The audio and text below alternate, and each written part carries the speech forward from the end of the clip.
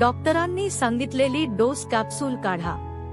रोटाहेलर उघडा. रोटाहेलरचे दोन्ही भाग वेगळे करून सरळ उभे धरा.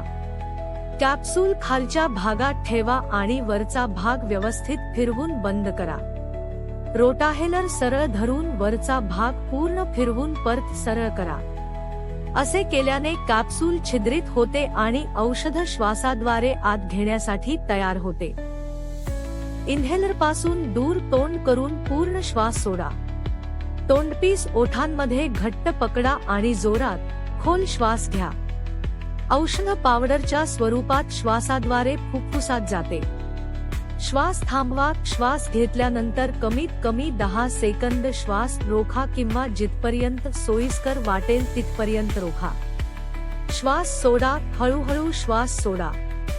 कॅप्सूल तपासा. कॅप्सूलमध्ये अजून पावडर उरलेली आहे का ते पहा. असेल तर पुन्हा एकदा श्वास घ्या.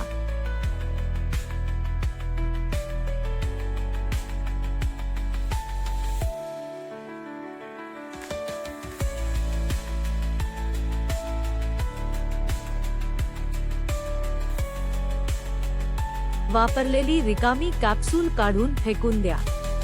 रोटाहेलर स्वच्छ करा. आठवड्यातून एकदा कोरड्या कापडाने स्वच्छ पुसा. तोंड धुवा. स्टेरॉइडयुक्त कॅप्सूल वापरल्यानंतर नेहमी तोंड स्वच्छ धुवा.